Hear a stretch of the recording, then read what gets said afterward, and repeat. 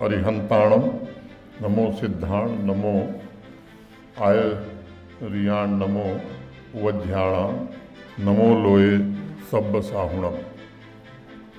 अरिहंतों को प्रणाम, सिद्धों को प्रणाम, आचार्यों को प्रणाम, उपाध्यायों को प्रणाम, लोक संसार में सर्व साधुओं को प्रणाम। जब मेरी मुलाकात हुई थी संदीप जी से तो उन्होंने बताया था मुझे कि कार्निया डोनेशन द्वारा अनेक व्यक्तियों के जीवन में प्रकाश भरने का काम भारतीय जैन संगठन और जैन कम्युनिटी के अनेक वॉलंटियर्स के द्वारा हुआ है। इस अवसर पर मैं जैन कम्युनिटी के आर्गन डोनेशन के सभी वॉलंटियर्स को नमन करना चाहता हूं, जिन लोगों ने जीवन दान दे करके अनेक परिवारों में खुशी लाई है। इस कड़ी में आज एक स्पेशल इनिशिएटिव बीजीएस मोक्ष पथ की भी शुरुआत हुई है, जिसका उद्देश्य कम्युनिटी कनेक्ट प्रोग्राम के द्वारा समाज के विभिन्न पंथों, वर्गों, प्रबुद्धजनों के बीच जाकर ऑर्गन डोनेशन के लिए प्रेरित करना है और ऑर्गन डोनेशन से जुड़े मिथक को भी दूर करना है।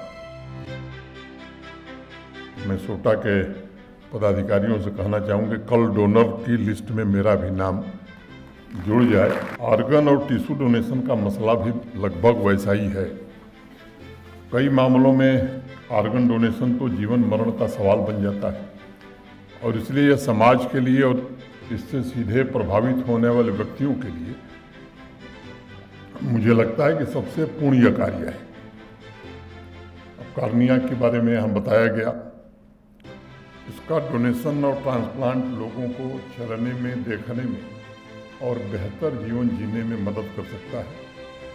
डोनेशन प्राप्त करने वाले व्यक्ति का पूरा जीवन रूपांतरित हो जाता है और इस पूरी प्रक्रिया में पूरा परिवार, मित्र मंडल, समुदाय भी सकारात्मक रूप से प्रभावित होते हैं।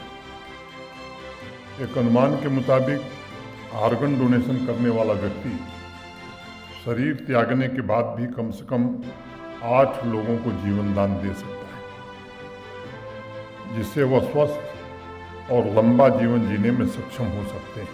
मैं Bharatiya Jain Sanghatana state organ and tissue transplant organization Jammu Kashmir की सराहना करना चाहूँगा, जो निरंतर इस दिशा में काम कर रहे हैं। सामूहिक जिम्मेदारी की भावना से ऐसी संस्थाओं और व्यक्तियों की मदद कर रहे हैं जो ऑर्गन डोनेशन के जन जागरूकता अभियान से जुड़े हैं। भगवान महावीर ने तो कहा ही, धम्मो मंगल मुक्तिठम अहिंसा संयमो तवो, अर्थात धर्म सबसे श्रेष्ठ मंगल है। और वह धर्म है क्या?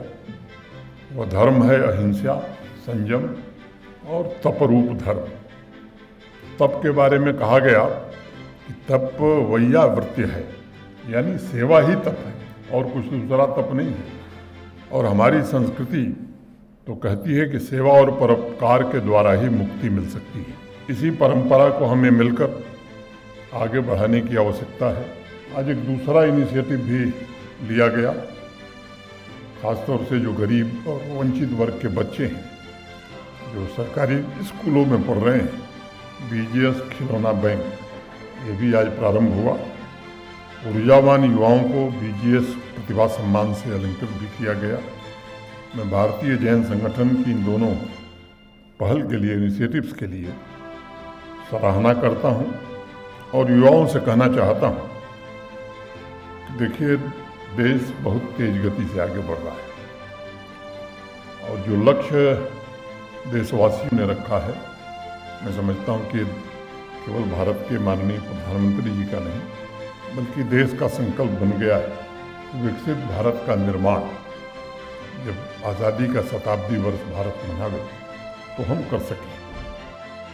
30 साल की ही उम्र रही होगी भगवान महावीर ने जब राजमहल छोड़ा था। अगले 12 वर्षों तक वो साधना करते रहे और इनलाइटेंड होकर के, दिव्य ज्ञान प्राप्त करके अगले 30 वर्ष तक भगवान महावीर जी ने तमाम कष्टों को सहते हुए पूरे देश को शाश्वत सत्य से परिचित कराने का काम किया। भगवान महावीर ने राइट कंडक्ट के लिए मूलतः 5 सिद्धांत प्रस्तुत किए, बताए। अहिंसा, सत्य, अस्तेय, ब्रह्मचर्य और अपरिग्रह। जिस किसी भी युवा के जीवन में इन 3 आदर्शों सम्यक दर्शन, सम्यक ज्ञान और सम्यक चरित्र का समावेश हो जाएगा, वो बड़ी से बड़ी चुनौती निश्चित रूप से पार कर सकता है, सफलता के नए शिखर छू सकता है। भगवान महावीर ने अपने जीवन काल में इन 3 सिद्धांतों द्वारा समाज में व्याप्त बुराइयों को दूर किया। नारी शक्ति को समान अधिकार और सामाजिक समानता की व्यवस्था पर भी उन्होंने बहुत ही बल दिया था। मैं मानता हूँ कि आज के इस मॉडर्न वर्ल्ड में भी उनका दर्शन उतना ही प्रासंगिक है और युवाओं से जुड़े मुद्दे, विश्व में हो रहे कॉन्फ्लिक्ट और पर्यावरण से संबंधित सभी समस्याओं का समाधान भी उनकी शिक्षा में मौजूद है।